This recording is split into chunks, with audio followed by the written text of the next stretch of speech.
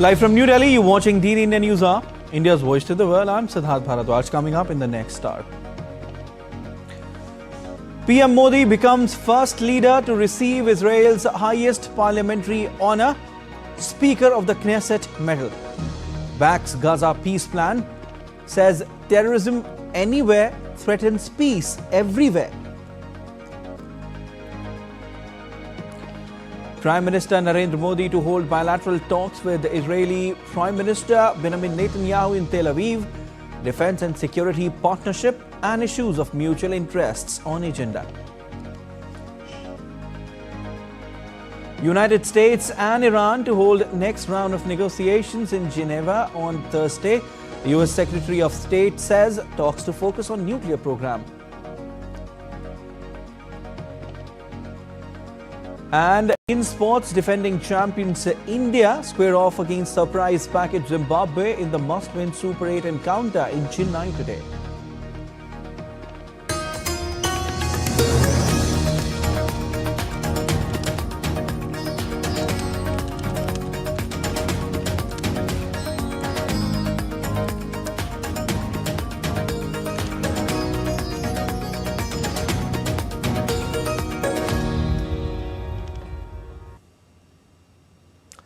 On the second and last day of Israel visit, Prime Minister Narendra Modi will be holding a meeting with President Isaac Herzog. He will also be holding a delegation-level talks with his Israeli counterpart Benjamin Netanyahu. Both the leaders are expected to discuss ways to further strengthening cooperation across various domains, including science and technology, innovation, agriculture, water management, technology, defense and security, trade and investment, as well as people-to-people ties. The leaders will also exchange views on regional and global issues of mutual interest. Prime Minister Narendra Modi's itinerary also includes a visit to the Yad Vashem Holocaust Museum, an official memorial institution to the victims of the Holocaust, known in Hebrew as the Shoah.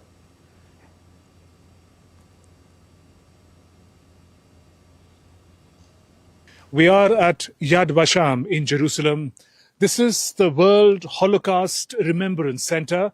It commemorates the memory, the legacy of some 6 million Jews who perished during the Nazi genocide. During his visit to Israel, Prime Minister Narendra Modi would be paying a visit to the center to pay his respects.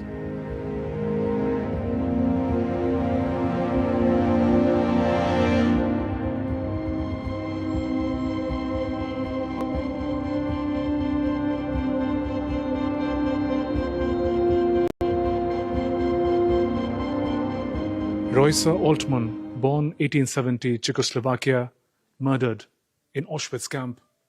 This is the monumental book of names. It documents the names of inconceivable number of Holocaust victims. It keeps their names, the year they were born, the place where they grew up, and if the information is available, the place where they were murdered. The center also has an art gallery that carries art from the times of the Holocaust. All of this put together creates a living memory of the victims and a promise that such a Holocaust will never happen again.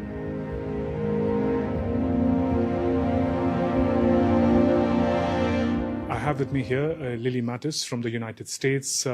She is one of the many people who have memories of their family members being taken during the Nazi Holocaust.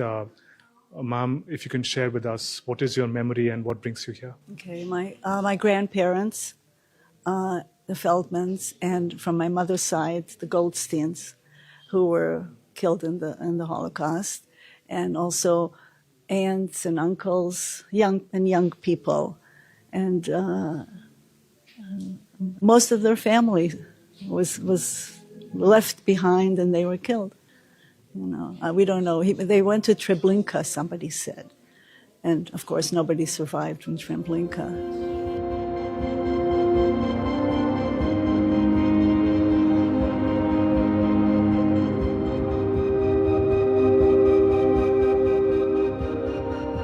They say when we don't learn from history, we are bound to repeat it. In that sense, this center has a message for the entire humanity. When Prime Minister Narendra Modi pays his respects to the victims of the Nazi Holocaust, it would be a poignant moment for the civilizational ties between India and Israel. with camera person Jaishankar, Shubhendu Ghosh for DD India in Jerusalem. India and Israel are strategic partners. The expansion of defense and security partnership is in focus during Prime Minister Narendra Modi's visit to Israel. DD India correspondent Shubhendu Ghosh brings us more. On day 2 of his official visit to Israel, Prime Minister Narendra Modi will hold bilateral talks with his Israeli counterpart PM Benjamin Netanyahu. India-Israel defense cooperation remains one of the most robust and strategically vital bilateral partnerships, evolving from arms imports to joint development, co-production and technology sharing. It is driven by shared security concerns, including terrorism. Following the Gaza conflict, Israel is actively executing strategic pivot to Asia to diversify its economic, tech and defense partnerships. Between 2020 and 2024, Israel supplied 13% of India's total arms imports, while India accounted for 34% of Israel's defense exports. An MOU was inked in 2025 to enable sharing of advanced tech and promote co-development and co-production of defense equipments. Israel's expertise in air defense could be an important addition to India's arsenal. I see India and Israel defense tie as a capability, a partnership shared by together regional environment. India faces persistent security pressures, but it also had managed escalation risks.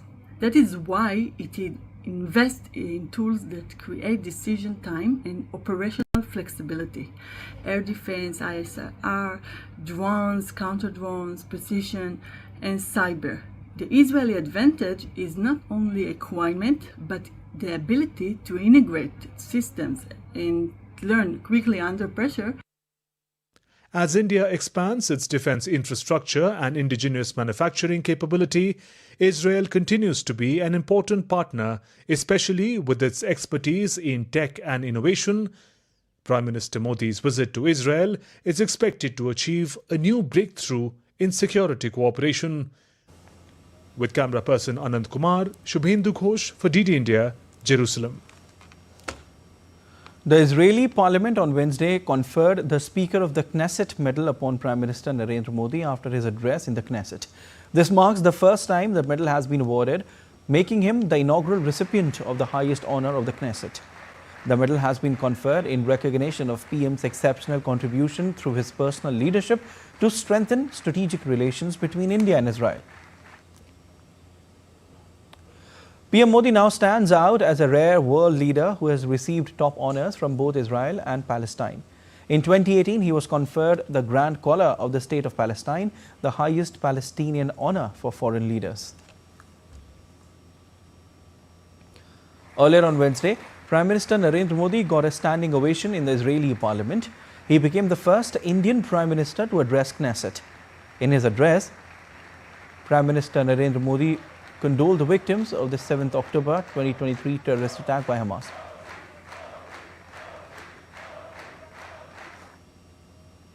I also carry with me the deepest condolences of the people of India for every life lost and for every family whose world was shattered in the barbaric terrorist attack by Hamas on October 7. We feel your pain. We share your grief. India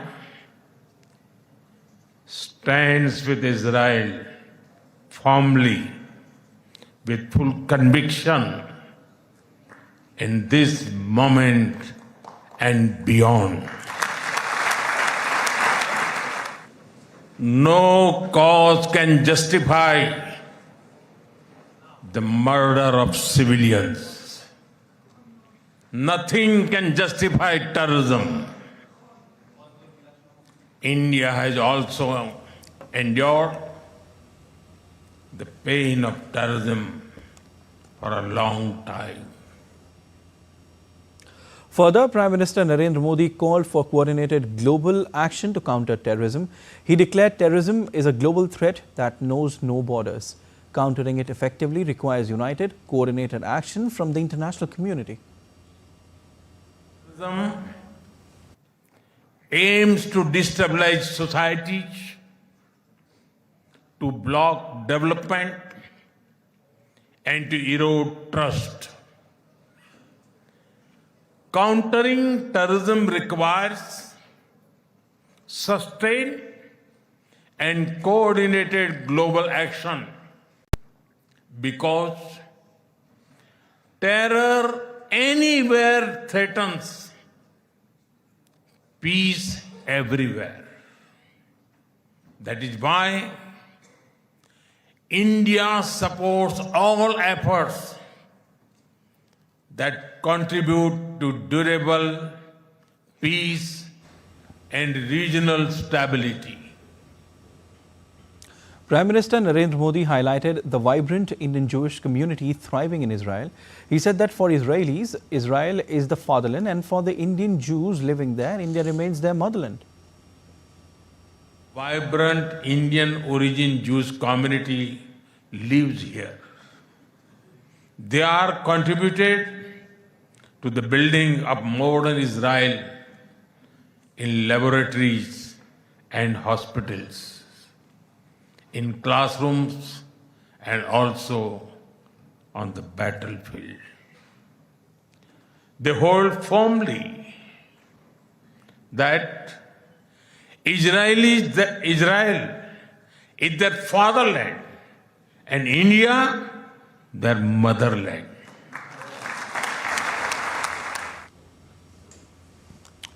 Prime Minister Narendra Modi expressed strong support for the Gaza peace initiative. He stated it offers a pathway and holds the promise of a just and durable peace for all the people of the region. The Gaza peace initiative that was endorsed by the UN Security Council offers a pathway. India has expressed its firm support for the initiative. We believe that it holds the promise of a just and durable peace for all the people of the region, including by addressing the Palestine issue. Let all our efforts be guided by wisdom, courage, and humanity. The road to peace is not always easy, but India joins you and the world for dialogue, peace, and stability in this region. Prime Minister Narendra Modi spotlighted robust India-Israel cooperation. He emphasized deepened ties in defense, cutting-edge technology, agriculture, water management, cybersecurity and counter-terrorism, calling it a partnership rooted in mutual trust, innovation and shared democratic values for global stability. For the last few years, India has been the fastest growing major economy in the world. Soon, we will be among the top 3 economies globally.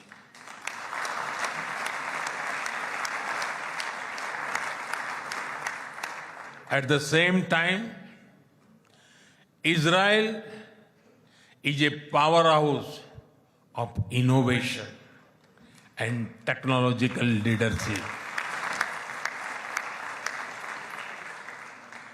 This creates a natural foundation for our forward-looking partnership.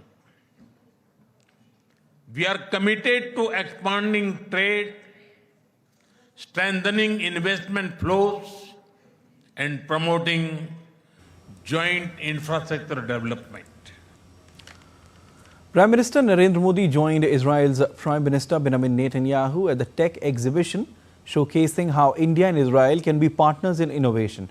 The event highlighted Israel's pioneering advancements in artificial intelligence, cybersecurity, quantum computing, and defense technologies, reinforcing deepening bilateral collaboration in high-tech and strategic sectors amid evolving global challenges.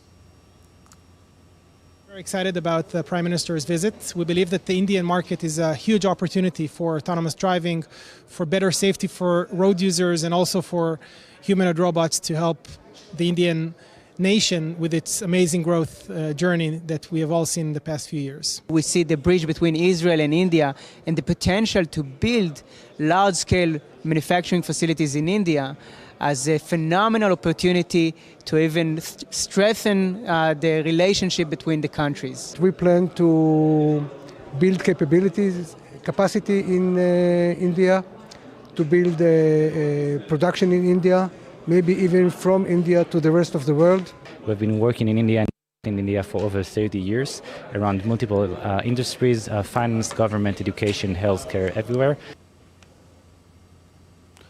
Also, India's External Affairs Minister Dr. S. Jaishankar met Israeli Foreign Minister Gideon Sa'ar and his team in Jerusalem, highlighting their wide-ranging discussions on bilateral cooperation and regional developments. And we are heading for a short break. You stay tuned to DD India.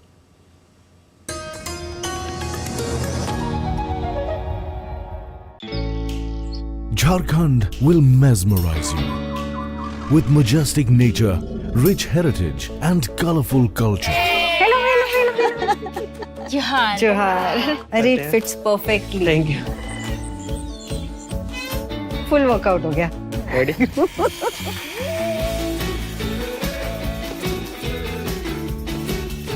Postcards from Jharkhand on National Geographic.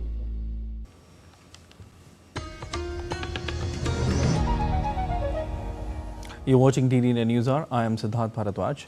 Amid rising tensions and military signaling, Iran and the US are resuming crucial nuclear negotiations in Geneva. The US demands zero uranium enrichment, a condition Tehran rejects, even as President Donald Trump insists that Iran will never acquire a nuclear weapon. With US naval deployments and Iranian drills near the Strait of Hormuz, the talks carry major implications for regional stability. DD India's Nishchoy Roy reports.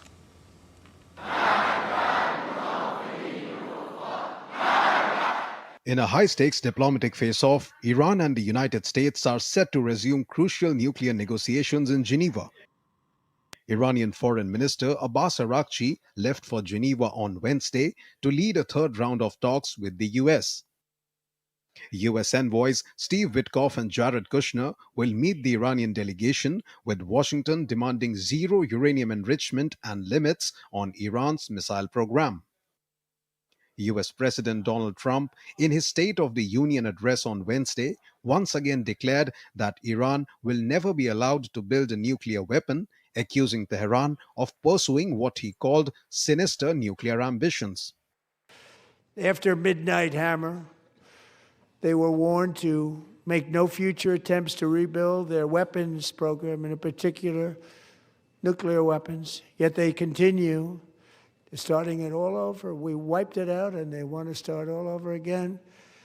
And are at this moment again pursuing their sinister ambitions. We are in negotiations with them. They want to make a deal, but we haven't heard those secret words. We will never have a nuclear weapon. But diplomacy is unfolding under the shadow of military signaling. The US has expanded naval deployments in the region, its largest build-up since 2003, while Iran has conducted military drills near the strategic Strait of Hormuz. Iran's Gulf neighbors and Israel increasingly view the risk of conflict as rising. From an international relations perspective, this moment reflects a contest over deterrence credibility, regional influence, and the future architecture of non-proliferation. As negotiations resume in Geneva, the pressing question remains: can diplomacy outpace escalation? Nishchoy Roy, DD India. US Secretary of State Marco Rubio warned on Wednesday that Iran must negotiate on its missile program in the fresh round of talks in Geneva. Talking to media on a visit to small Caribbean nation of St. Kitts and Nevis, Rubio said Iran is trying to achieve intercontinental ballistic missiles. He further said that it would be a big problem if Tehran does not negotiate missiles.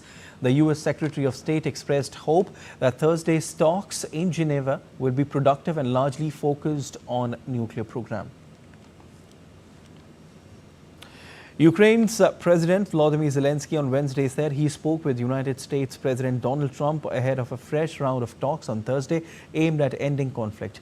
Following the telephonic conversation, Zelensky wrote on social media that he had spoken with Trump about ongoing peace negotiations with Russia, which he expects to soon progress into a leaders-level meeting, and that his envoys Steve Witkoff and Jared Kushner were on the call. Zelensky said they expect the meeting to create an opportunity to move talks to leaders level. This is the only way to resolve all the complex and sensitive issues and finally end the conflict. Zelensky added that the two leaders discussed preparations for upcoming negotiations, including a bilateral meeting in Geneva and a broader trilateral round of talks planned for early March. He also thanked U.S. envoys and praised continued American support, saying air defense missiles supplied by Washington had helped Ukraine endure what he described as one of the country's most difficult winters. U.S. Secretary of State Marco Rubio said on Wednesday that the conflict in Ukraine does not have a military solution, arguing that only negotiations can end the conflict and positioning Washington as the indispensable broker. Rubio made his remarks on the same day that Zelensky said Ukraine anticipates the next round of three-way talks in March. The United States on Wednesday eased its ban on Venezuelan oil exports to Cuba after the island nation plunged into an economic crisis. U.S. softened a sweeping ban imposed after the Caracas raid on Venezuelan oil heading to Cuba, which had relied on its ally for around half its fuel needs. The Treasury Department said it would allow transactions that support the Cuban people, that include Venezuelan oil for commercial aid and humanitarian use. To qualify, the exports would need to go through private businesses and not the vast government or military apparatus in the communist state. U.S. Secretary of State Marco Rubio said on Wednesday that selling oil to Cuba's private sector has always been permitted. However, he warned that if authorities discover any diversion of fuel to the Cuban government or military-linked companies in violation of licensing terms, those permissions would be revoked. It's always been legal to sell to the private sector in Cuba. Okay, these would not be sales to the government. These would not be sales to the military-owned Gaza, the company. These would be sales to a very small private sector that exists in Cuba. If we catch the private sector there playing games and diverting it to the regime or to the military company, if we find that they're moving that stuff around in ways that violate the spirit and the scope of these permissions, those licenses will be canceled. Two Mexican Navy supply ships set sail on Tuesday from Veracruz carrying 1,193 tons of humanitarian assistance for civilians in Cuba. The vessels ARM Papaloapan and ARM Huasteco were guided into position by tugboats before departing, with drones recording their exit. Authorities said Papaloapan transported 1,078 tons of staples such as beans and powdered milk, while Huasteco carried 92 tons of beans and 23 tons of other food items. The trip is expected to last about 4 days. Mexico has repeatedly delivered aid to Cuba in recent years as the island struggles with economic hardship and shortages.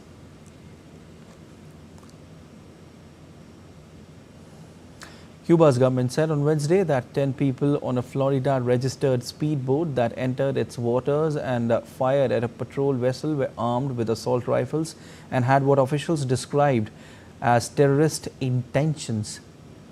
State outlet citing the Interior Ministry reported that those aboard were Cuban nationals living in the United States.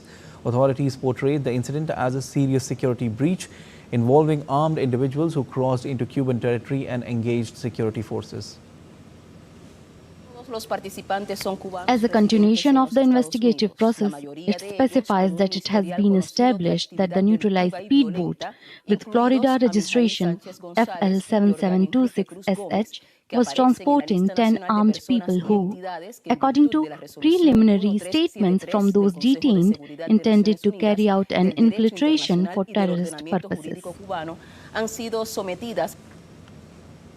Cuba's Coast Guard said on Wednesday it shot dead 4 people and wounded 6 others traveling in a US-registered speedboat during an exchange of gunfire near its shores, triggering a new source of tension with Washington. Cuban authorities said the patrol commander was injured and the wounded on speedboat were evacuated for treatment, with an investigation underway to determine details. The vessel was identified by its Florida registration number.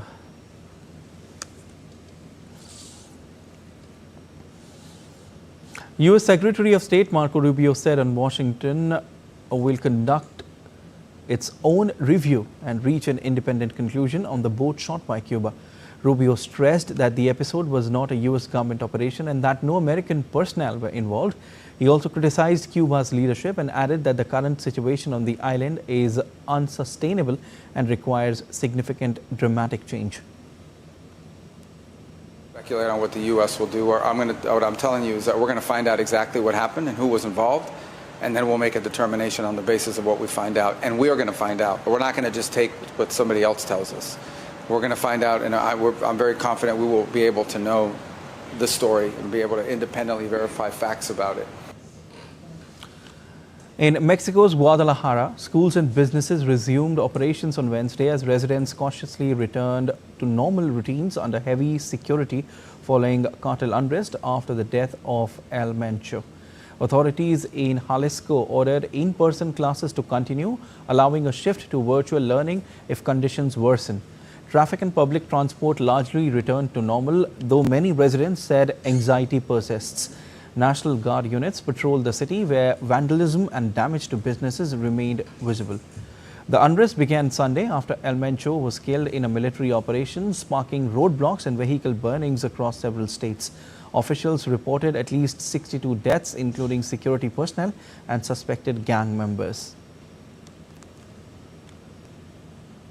And we are heading for a short break. You stay tuned to DD India. Don't go anywhere.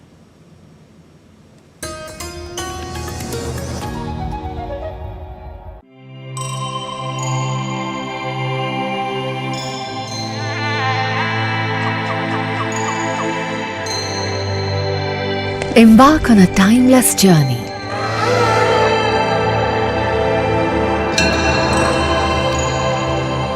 Unravel the mysteries of a grandiose era. A treasure trove of royal and sacred complexes, temples, shrines, pillared halls, mandapas, rock-cut memorials and more.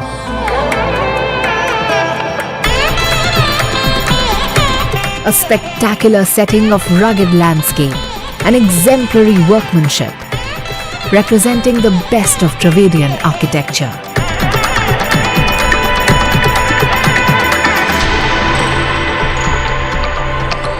Every structure carved out as a unique artistic creation.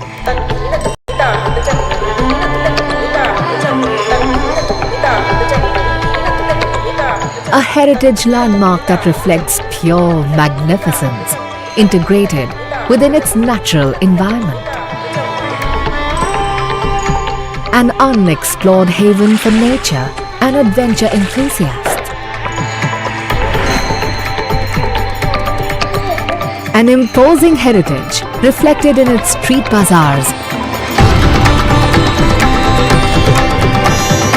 and annual festivals of music and culture. Come, be mesmerized by the glorious capital of the Vijayanagar Empire.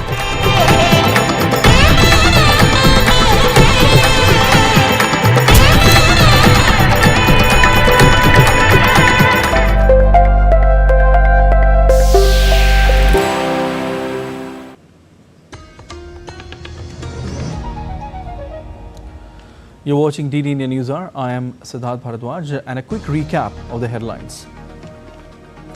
PM Modi becomes first leader to receive Israel's highest parliamentary honor. Speaker of the Knesset medal backs Gaza peace plan, says terrorism anywhere threatens peace everywhere. Prime Minister Narendra Modi to hold bilateral talks with Israeli PM Benjamin Netanyahu in Tel Aviv, defense and security partnership and issues of mutual interests on agenda. United States and Iran to hold next round of negotiations in Geneva on Thursday. US Secretary of State says talks to focus on nuclear program. And in sports, defending champions India square off against surprise package Zimbabwe in the must-win Super 8 encounter in Chennai today.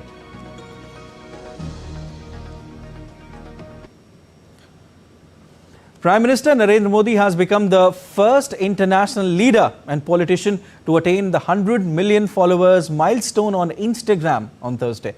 PM Modi joined Instagram in 2014 and currently has more than twice as many followers as US President Donald Trump.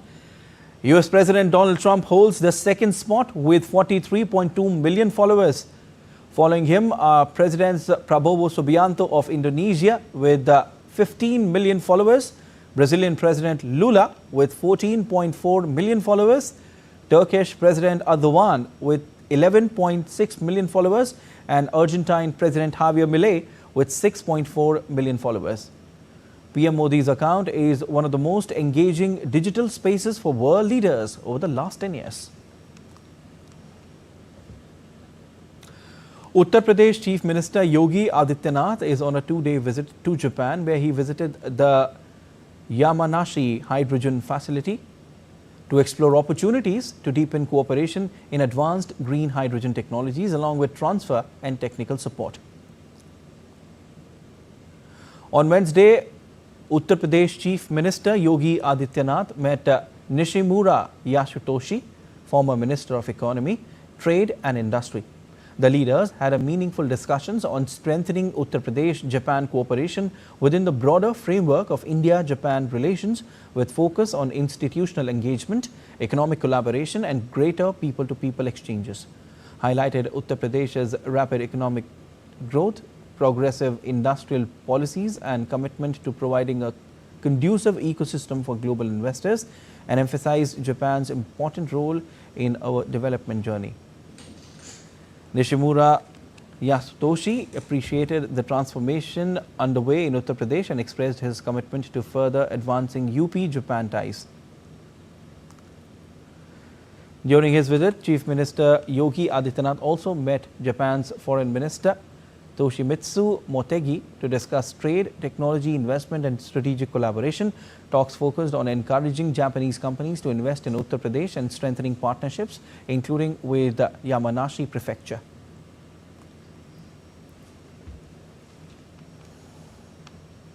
As the curtains fell on the historic India AI Impact Summit 2026 at Bharat Mandapam, the global technological landscape underwent a fundamental shift that saw India officially assert itself as the primary architect of AI policy and diplomacy for the 21st century. The summit, which concluded this week, brought together over 100 nations to endorse New Delhi Declaration on AI Impact, which was a landmark document that moved the global conversation beyond the existential fears of previous years towards a pragmatic, development-first framework designed to bridge the divide between the global north and south. Central to this diplomatic push is a new philosophy known as Manav or human vision. This framework is built on 5 ethical pillars: moral systems, accountable governance, national sovereignty, accessibility, and validity. All of this aims to ensure that technology aligns with diverse cultural values. To translate these high-level ethics into global action, India organized the summit around the 7 chakras of AI diplomacy, which served as thematic working groups to solve the triple challenge of energy efficiency, linguistic inclusion, and equitable computing power. These efforts resulted in the launch of Global AI Impact Commons, a shared repository for healthcare and agricultural models, as well as the Trusted AI Commons for shared safety benchmarks. This strategic shift from simple risk containment to democratic diffusion ensures that India's voice in global forums is now backed by tangible, sovereign AI capabilities. Domestic breakout stars like Sarvam AI have already begun proving this capability by launching foundational models trained on Indian datasets, while the Indian AI mission announced an expansion of compute capacity to over 100,000 GPUs. This frugal innovation model is being pitched to other developing nations as a vital tool to avoid AI colonialism and dependence on a few global tech giants. However, while championing innovation abroad, India is simultaneously tightening ethical guardrails at home through the 2026 IT Rules Amendment. These new regulations mandate clear watermarking of all AI generated media and establish a rapid 3-hour takedown window for deepfakes to protect the integrity of the digital space. The success of this summit has ultimately cemented India's role as a bridge builder in the polarized world of tech geopolitics, balancing semiconductor diplomacy through the Pax Silica initiative with its leadership of the Global South. Bureau Report, DD India. Air travel is entering a new era. From biometric boarding and predictive air traffic control to improving ticketing systems, artificial intelligence is transforming the way we fly. In India, this shift is being powered by digital public infrastructure, creating one of the world's most seamless airport experiences. DD India's Tanvi Taneja reports.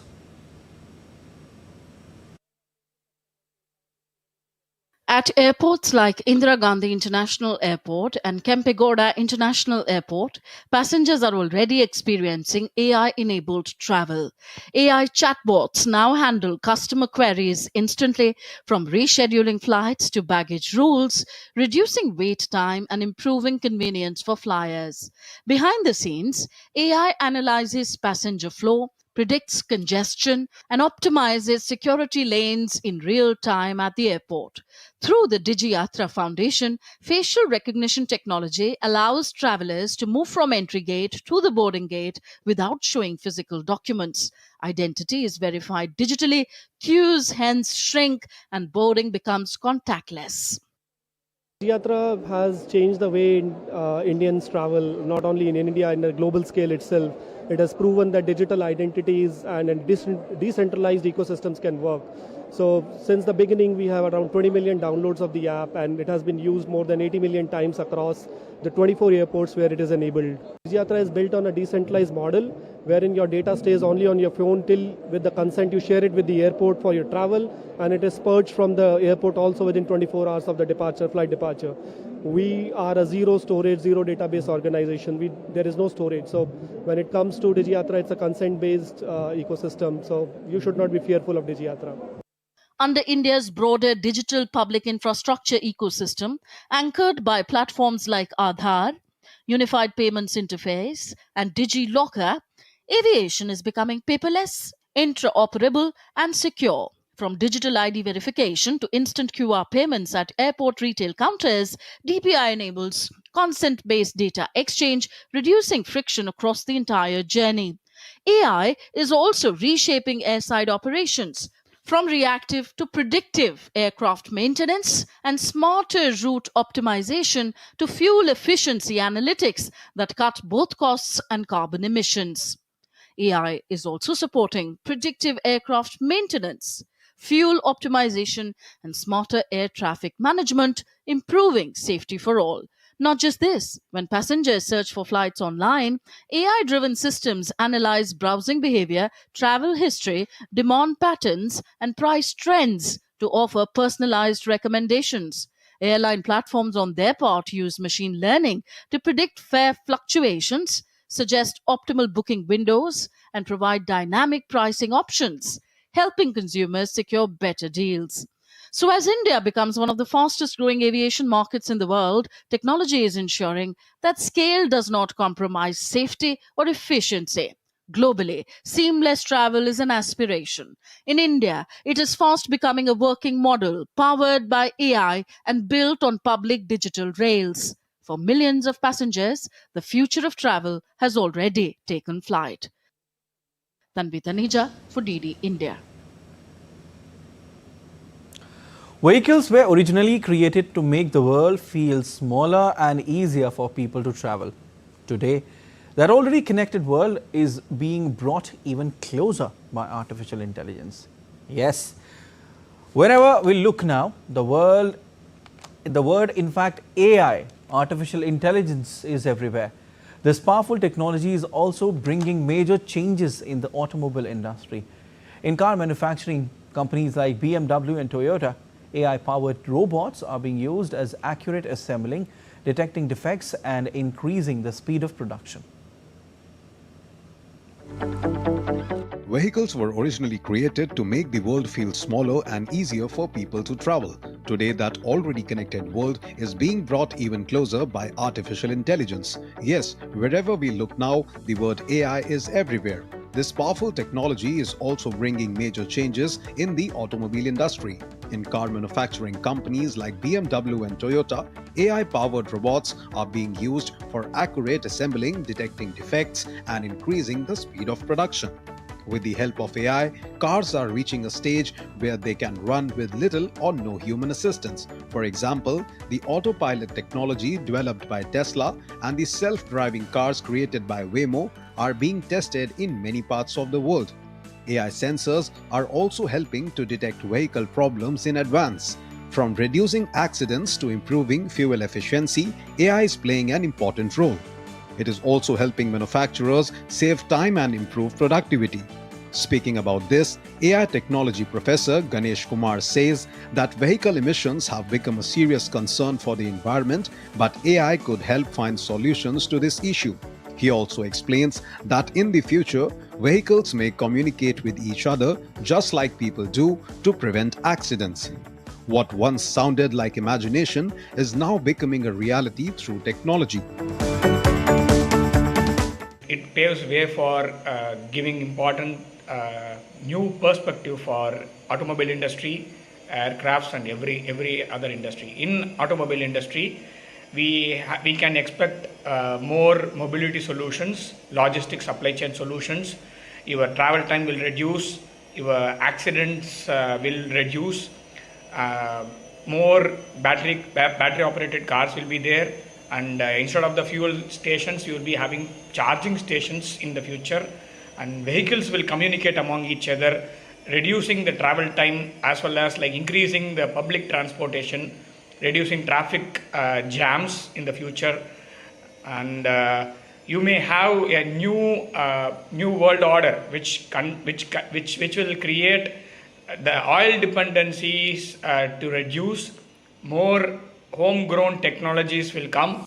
Meanwhile, Kiran, the co-founder of an AI-based automobile company, says that the role of AI will grow even more in the coming years. He also mentioned that the recent AI Impact Summit highlighted India's growing presence in the global AI revolution. So the key highlights of that summit, we could see the vibrancy and the future of AI is coming to India in various dimensions. As AI is getting mature, most of the routine and repeated tasks, especially the back office and back end things, it can be now automated with the help of AI maturity. So then what's happening? Many people ask whether there will be jobs in the upcoming future. Yes, there are a lot of lacks of jobs. It is getting eliminated, but equally a lot of jobs are coming up, but they are not from IT services. So they are coming from product related, say space tech, defense tech, auto tech. So that is the next big disruption and big opportunity for the Indian ecosystem, and that is obviously like compared and coupled with manufacturing capability. AI has the ability to think and make decisions to some extent like humans, and because of that, vehicles are becoming more user-friendly, smarter and safer. As production time decreases, more vehicles can be manufactured and the number of users is likely to increase rapidly. Just like how mobile phones are now in almost everyone's hands, we may soon see a future where everyone owns a vehicle of their own. And much of this change is being made possible by AI.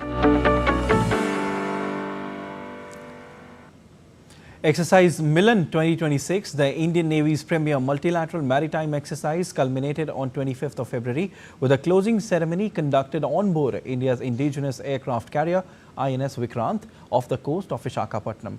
Held under the theme Camaraderie, Cooperation, Collaboration, Milan 2026 witnessed participation on an unprecedented scale comprising 42 ships and submarines and 29 aircrafts. These also included 18 ships from the participating friendly foreign countries. Further, apart from integral helicopters on board the friendly foreign country ships, maritime patrol aircraft from France, Germany and USA also participated. During the closing ceremony on board the indigenous aircraft carrier INS Vikrant, commanding officers of all participating ships expressed their deep appreciation for the professional conduct and meticulous planning that characterized Milan 2026. They unanimously affirmed that the exercise had comprehensively achieved its training objectives and operational aims, significantly enhancing interoperability, mutual understanding and collective maritime readiness. We are heading for a short break. You stay tuned.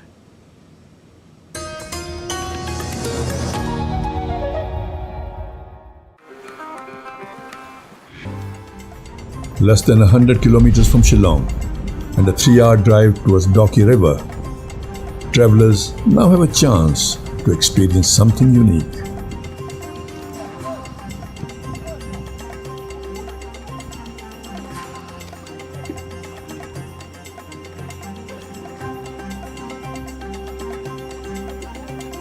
My name is Jason Jaman Lamare. I'm the co-owner of Pioneer Adventure Tours.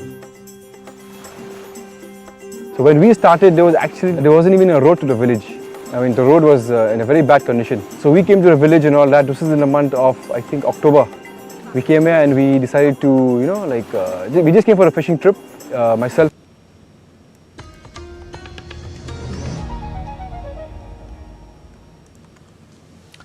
You're watching DD India News Hour. I'm Siddharth Bharadwaj, and time now for some sports news.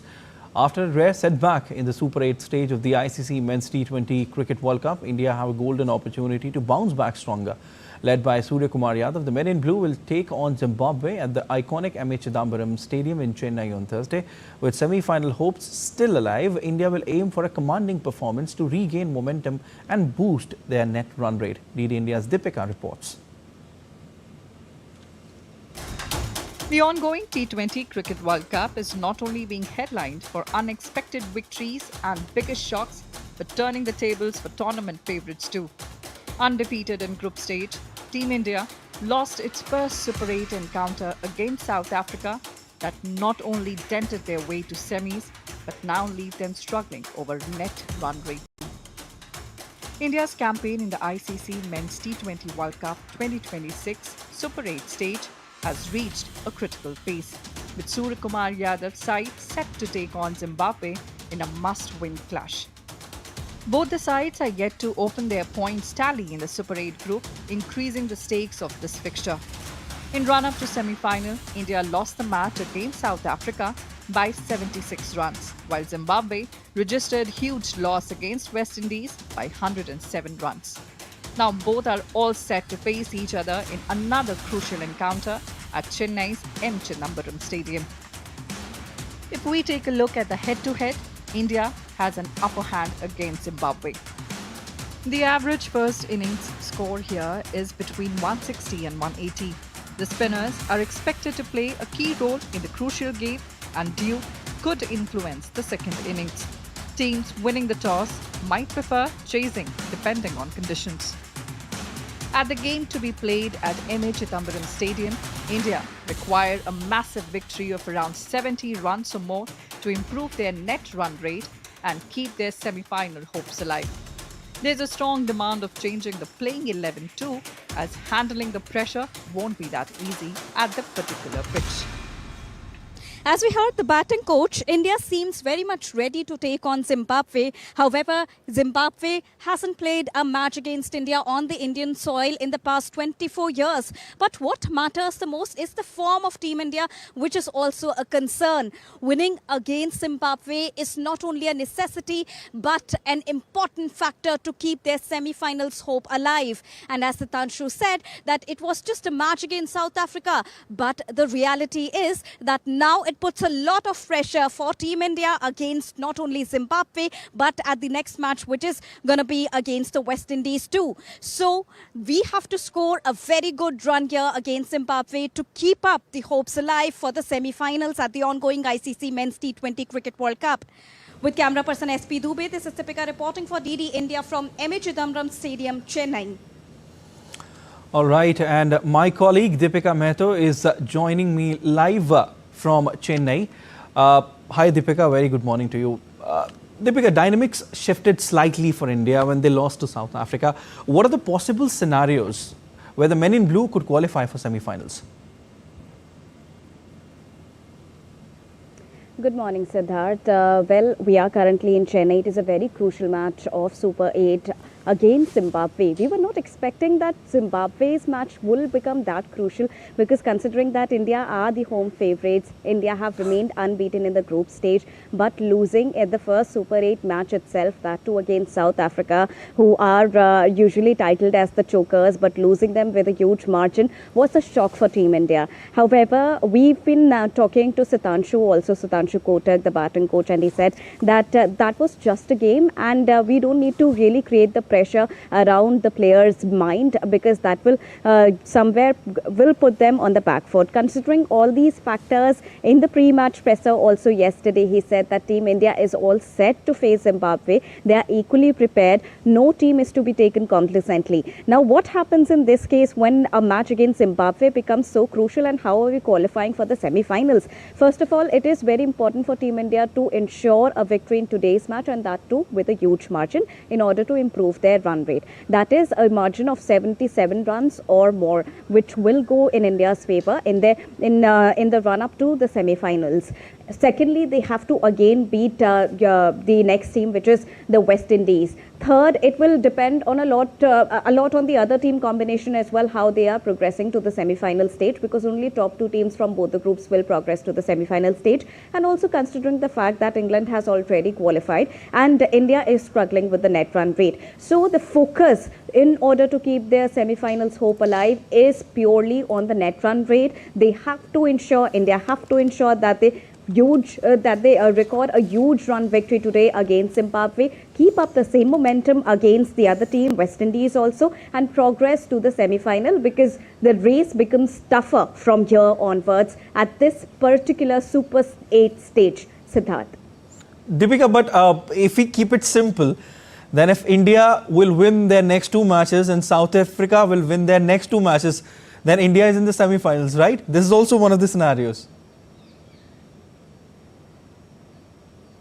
This is also one of the scenarios, as I said, Siddharth, that it is very important for India to first of all record a victory in these particular matches, because the net run rate is at a very low point right now. So when we look at these matches, India has to make the changes that they are looking forward to. It remains a question whether the opening pair will be changed or will it remain same. The sources say that the opening pair is going to remain same. However, there could be an inclusion of Akshar Patel. And interestingly, an update here is that Rinku Singh is back for the squad. His father was admitted in the ICU at a Noida hospital, but right now he's back in the squad. Whether he plays or not, because there is a mental pressure, a mental tension in his brain, whether he plays or not, that remains a question in the playing 11, but he's back for the squad, which means that look at the commitment, look at the grit, and how determined Team India is to take against Zimbabwe, because we heard the Zimbabwean player also yesterday in the pre-match presser, and he said that they are super confident against Team India. Their bowling squad is super strong, and they have a blessing of blessing. So Blessing is a very strong player for Team Zimbabwe, and on the other hand, Sikandar Raza is also equally prepared to take on Team India, and they've been analysing India's game so far, and the loss against South Africa was a huge benefit for them. So Zimbabwe, and we know Zimbabwe for the fact that they defeated Australia in Sri Lanka. However, Indian pitch is going to be entirely different, and Zimbabwe is going to play against India on the Indian soil after 24 years. So that remains a huge challenge for Zimbabwe also, because on papers Team India is much stronger, but no team is to be taken complacently when we talk about the T20 Cricket World Cup, and especially the Super 8 stage. Siddharth. Oh, definitely, anything can happen. But you know, when we talk about men in blue, Deepika, they are a dynamic side, and one match against South Africa can't decide their fate for obvious reasons. They have one of the best batting lineups. They also have bowling arsenal as well. For today's match, Deepika, tell us a bit about the wicket in Chennai and how crucial would be the toss. It's a fresh pitch. Now to India's favour, it's a fresh pitch on black soil that India is going to play at the M.A. Chidambaram Stadium. India has the home crowd advantage as well. And when we asked Zimbabwe about how the pitch is going to behave, he said that the toss is going to be very crucial, and if they win the toss, they would likely choose bowling first because the dew factor is also there, and they said they don't want to chase afterwards considering the dew factor. So let's see that who wins the toss, because toss is also going to be very important, and overall they are very much prepared to face Team India. And on the other hand, since you said that South Africa match couldn't decide the entire fate, but they have decided the net run rate, and that is why India is struggling with the net run rate, and especially at the Super 8 encounter phase when every match is very crucial for you. So had India won against South Africa with a very good margin, it would have been on a positive side for India, but now they are struggling because of the net run rate. They have the opportunities in hand, so they have to make the most of it. Siddharth. Definitely. All right. We hope that Team India come out with flying colours today. Thank you so much. We leave it there, Deepika.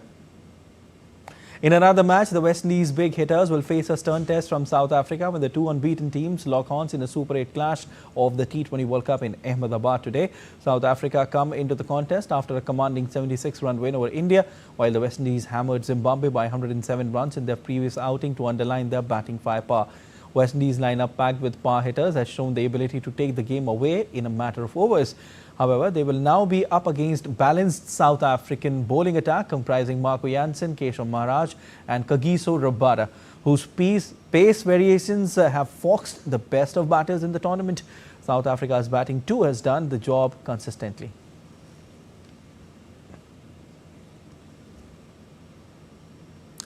A close bond between Prime Minister Narendra Modi and Israeli Prime Minister Benjamin Netanyahu is on full display. After Prime Minister's address at the Israeli Parliament Knesset, the Israeli PM drove Prime Minister Narendra Modi to the next venue. He also surprised PM Modi by turning up in traditional Indian attire ahead of their joint dinner in Jerusalem. Take a glimpse.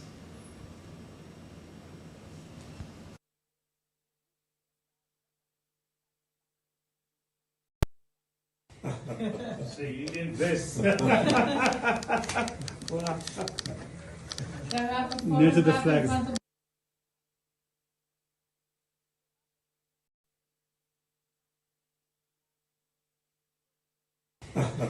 So you did this. Near to the flags.